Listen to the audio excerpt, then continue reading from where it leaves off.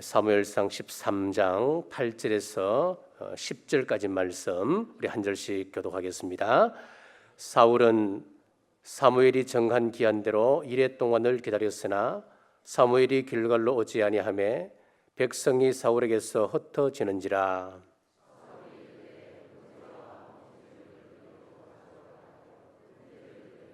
같이 읽겠습니다. 번제 드리기를 마치자 사무엘이 온지라. 사울이 나가 맞으며 문안하매. 아멘. 하나님을 섬기는 자세 5번째 시간입니다. 사울의 실패라고 하는 제목으로 말씀 선포하겠습니다. 우리 사람은 두 종류의 시험이 있습니다. 잘 될 때 오는 시험과 일이 잘 풀리지 않을 때 오는 시험입니다. 그래서 전도서 7장 14절에 보면은 이렇게 말씀합니다. 형통한 날에는 기뻐하고 곤고한 날에는 되돌아보아라. 이 두 가지를 하나님이 병행하게 하사 사람이 그의 장래일을 능히 헤아려 알지 못하게 하셨느니라. 자, 하나님께서 우리에게 형통한 날과 곤고한 날을 적당하게 배열하셨다고 하는 겁니다. 왜 그렇게 하시느냐? 형통한 세월이 길어지면 그 사람이 교만하여서 하나님을 떠나게 되고, 또 곤고한 세월이 너무 길다 보면은 너무 낙심되어서 일어날 수 없는 상황이 되어져 버린다는 거지요. 자, 그리고 또 하나는, 하나님은 우리에게 장래일을 알지 못하게 하셔서 온전히 하나님만 의지하고 살아갈 수 있도록 장래일을 알지 못하게 하셨다고 말씀합니다. 그러므로 우리가 잘 될 때는 감사하는 마음으로 하나님께 영광을 돌려야 되고, 곤고한 날에는 겸손하게 엎드려 하나님의 약속을 붙들고 하나님 가까이 더 나가야 됩니다. 자, 오늘 잘 될 때 감사가 없었고 곤고할 때 약속을 붙들지 못한 한 인물이 나옵니다. 바로 사울 왕입니다. 사울은 40세의 왕이 되어서 2년 동안은 하나님 앞에서 신실되게 잘 섬겼습니다. 순종의 삶을 살았습니다. 또 외부의 적과도 전쟁에서도 훌륭하게 전쟁을 수행해서 백성들을 잘 보호했습니다. 또 백성들로부터 존경받는 왕으로 사역을 잘 감당했습니다. 자, 그러다 외부 전쟁에서는 승리하는 것 같았습니다만은 점점 내적으로 자기와의 싸움에서는 실패하는 사울의 모습을 보입니다. 본문 13장은 사울이 블레셋과 전쟁을 치르는 모습을 보여주고 있는데 5절 말씀에 보면은 블레셋의 병거가 3만이고 마병이 6천이고 백성은 해변에 모래와 같이 많았다라고 했습니다. 자, 그 모습을 본 이스라엘 백성들이 다 도망을 쳐버리고 겨우 600명만 남았습니다. 이 600명 가지고는 전쟁을 잘 치를 수가 없습니다. 자, 이런 배경 속에서 사울의 실패를 보며 하나님을 섬기는 자세를 역으로 한번 살펴보겠습니다. 사울의 실패 첫 번째는 사울은 기다림에 실패했습니다. 자, 8절에서 9절 말씀 우리 같이 한 목소리를 읽겠습니다. 사울은 사무엘이 정한 기한대로 이레 동안을 기다렸으나 사무엘이 길갈로 오지 아니하매 백성이 사울에게서 흩어지는지라. 사울이 이르되 번제와 화목제물을 이리로 가져오라 하여 번제를 드렸더니, 지금 돌아오겠다고 하던 사무엘이 돌아오지를 않습니다. 또 백성들은, 군사들은 두려워서 다 흩어져 버렸습니다. 조급한 마음의 사울 왕은 무언가 특단의 조치를 취해야 되겠다라고 생각을 했습니다. 그래서 하나님께 은혜를 나름 구한다고 하면서 사무엘이 없는 상황 속에서 자기가 제사장이 되어 하나님께 번제를 올렸다라고 했습니다. 자기 힘으로 사울이 하지 아니하고 하나님의 도움을 구한다, 하나님의 은혜를 구하기 위해서 번제를 올리고 있다. 자, 제사를 드렸으니까 얼마나 좋은 의미입니까? 자, 그런데 예배라고 하는 것은 그런 것이 아닙니다. 하나님을 예배하는 일은 형식이 아닌 하나님에 대한 경외의 마음이요 순종의 표현입니다. 그렇기 때문에 우리가 예배한다 하면서 하나님 정한 방법을 따라가지 않는다면은 구약 시대 때는 그 제사를 하나님께서 받으시지 않으셨습니다. 사울은 기다림에서 실패했습니다. 기다린다고 하는 것은 하나님께 맡기는 것을 이야기합니다. 하나님께 맡겨드리고 하나님의 방법으로 처리될 때까지 기다리는 것을 이야기합니다. 자, 우리가 어려운 문제를 만나게 되면 사울처럼 먼저 내 방법을 사용합니다. 내 방법 쓰다 안 되면 그 다음 하나님 앞에 나와 기도하는 경우가 많지요. 하나님께 그제서야 맡깁니다. 그러나 하나님께 맡긴다고 하는 것은 내 방법을 쓰기 전에 하나님께 문제를 드리는 것입니다. 우리가 이런 자세로 우리 하나님께 나아가면 하나님의 분명한 약속이 있습니다. 시편 55편 22절 말씀 제가 읽습니다. 내 짐을 여호와께 맡기라. 그가 너를 붙드시고 의인의 요동함을 영원히 허락하지 아니하시리로다. 순간순간 우리가 어려움을 당하고 우리가 흔들흔들 넘어질 것 같은 위태로운 상황을 만나다 할지라도 오늘 하나님의 약속은 무엇입니까?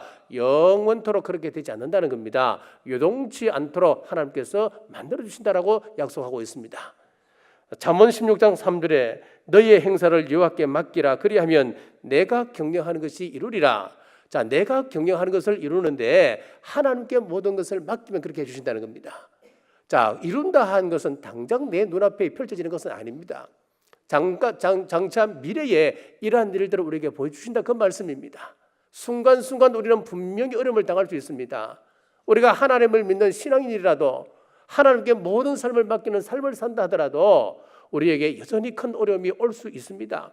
하지만 오늘 주시는 분명한 약속은 내가 경영하는 것이 가까운 미래에 반드시 이루어진다 그렇게 약속하고 있습니다.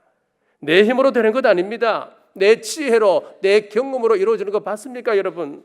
하나님께서 나를 생각하는 것보다 훨씬 더 아름답고 좋은 계획과 꿈을 우리를 통해서 가지고 계시는 분이 우리 하나님이셔요. 여러분, 어떤 문제가 여러분을 힘들게 합니까? 사업의 문제입니까? 가정의 문제입니까? 건강의 문제입니까? 인간관계로 힘들어 하십니까? 그것이 무엇이든 인내함으로 하나님께 맡기면 하나님께서 반드시 보시고 하나님 방법으로 우리에게 좋은 것 채울 것을 믿으시고 하나님의 때를 기다리는 여러분 되시길 주의 이름으로 축복합니다. 자, 사울의 실패의 두 번째는 자기 생각과 보이는 것을 신뢰했습니다. 자, 이것은 다른 말로 하면 신념의 사람이었다 그 이야기입니다. 자, 11절 말씀 같이 한번 읽겠습니다. 11절 말씀 같이 읽겠습니다. 사무엘이 이르되 왕이 행하신 것이 무엇이냐 하니 사울이 이르되 백성은 내게서 흩어지고 당신은 정한 날 안에 오지 아니하고 블레셋 사람은 믹마스에 모였음을 내가 보았으므로. 아멘. 자, 믿음이라고 하는 것은 자기 기대를 이야기하는 것 아니에요. 여러분들이 어떤 그림을 그리고 있습니까? 어떤 소원을 품고 있습니까? 그것을 기도하면서 이것을 믿음이라고 생각하시면 안 돼요. 믿음은 내 기대가 아닙니다. 하나님을 신뢰하는 것이 믿음입니다. 그분의 인격과 그분의 나로 향한 약속과 또 그분의 계획을 내가 의존하는 것, 이것이 바로 믿음입니다. 제가 두 번째 대절을 말씀하면서 사울은 신념의 사람이었다 그렇게 말씀드렸잖아요. 여러분, 이 신념하고 신앙은 잘 구별하셔야 됩니다. 먼저 이 신념과 신앙은 출발점이 다릅니다. 이 신념이라고 하는 것은 철저하게 나에게서 나갑니다, 여러분. 그런데 신앙은 나에게서 나가는 것이 아니에요. 외부로부터 들어오는 것이 신앙입니다. 자, 이 신념은 인본주의에 철저하게 바탕을 두고 있습니다. 그런데 이 신앙이라고 하는 것은 철저한 신본주의입니다. 자, 이 인본주의 신념이라고 하는 것은 자기 자랑입니다. 그런데 신앙은 하나님 영광이 최종 목적입니다. 그리고 이 신념이라고 하는 것은 어떤 형태로 우리 속에서 표출되느냐? 고집이라고 하는 형태로 우리 속에서 나타나게 되고, 이 신앙이라고 하는 것은 순종으로 나타나게 됩니다.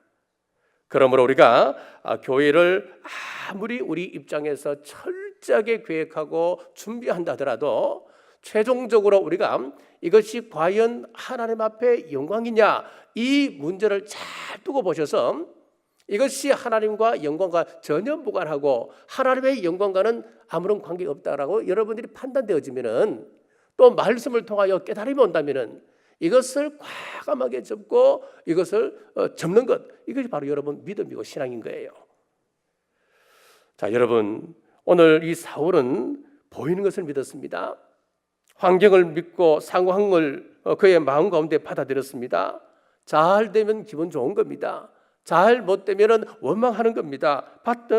뱉어버리는 겁니다. 감정과 충동으로 하나님을 대했을 때에 이제 병사들은 자꾸 흩어지고 사무엘은 오지 않습니다. 보이는 것이라고 하는 깜깜한 절망뿐이었습니다.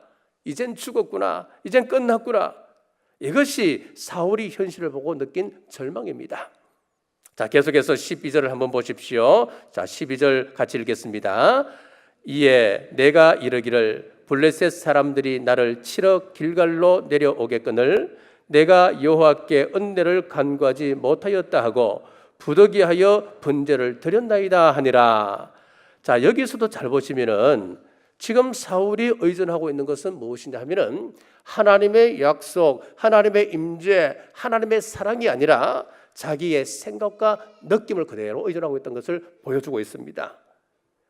자, 우리의 느낌이라고 하는 것은 참 변덕스러운 것이죠. 자, 예를 들어서 목욕탕에 가면 냉탕이 있고 온탕이 있습니다. 자, 온탕에 샤워하지 아니하고 들어가자마자 풍덩 뛰어 들어가면 얼마나 뜨겁게 느껴집니까? 물 온도가 달라진 겁니까? 그렇지 않잖아요. 우리가 들어가기 전에 미리 샤워해서 우리 몸을 서서히 적응시켜서 그 다음 들어가잖아요. 그러면 덜 뜨겁잖아요. 물 온도가 변한 것이 아니고 무엇이 바뀌냐 하면은 내 감각 상태, 내 체감 온도가 바뀌는 거예요. 내가 느끼는 체감 온도가 다른 거예요.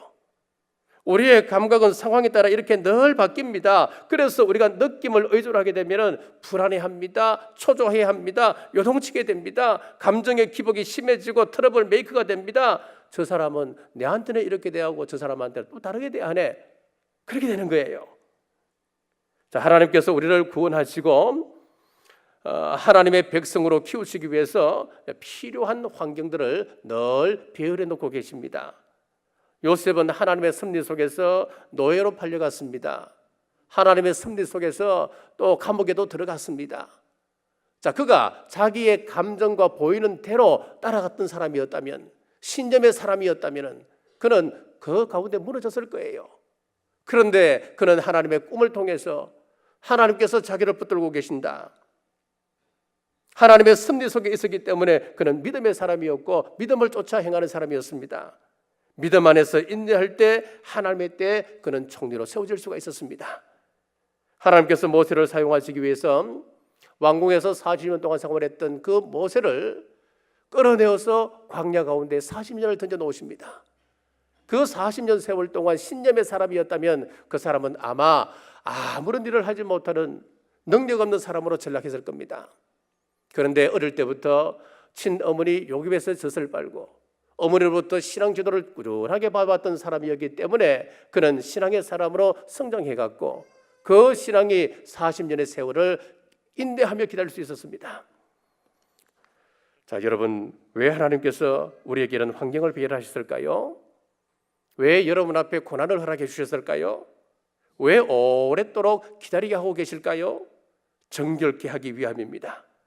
하나님이 우리를 부르신 목적은 우리를 하나님의 형상으로 온전히 세워서 이 세상을 섬기고 이 세상을 다스리게 하기 위함입니다. 그러기 위해서는 우리의 인격이 곧 성해져야 됩니다. 옛 성품이 다 떨어져 나가고 하나님의 아름다운 성품들이 점점 내 속에 쌓여져 가야 됩니다. 자, 그러니까 하나님의 일을 다 때가 있다고 하는 겁니다. 하루아침에 결단한다고 주어지는 것은 절대로 아닙니다. 자, 인간은 본질적으로 약하기 때문에 가만히 놔두면 저절로 옛 모습으로 돌아가 버립니다.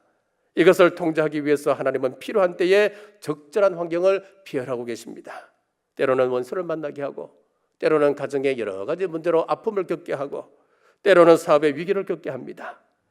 그러므로 환경이 어렵고 역경 가운데 산다 할지라도, 보여지는 것들이 나를 자꾸 침체 가운데 빠뜨리게 한다 할지라도 하나님의 약속을 믿으시고 믿음의 길 당당히 걸어가는 우리 남북교회 온 성도님 되시길 주의 이름으로 축복합니다.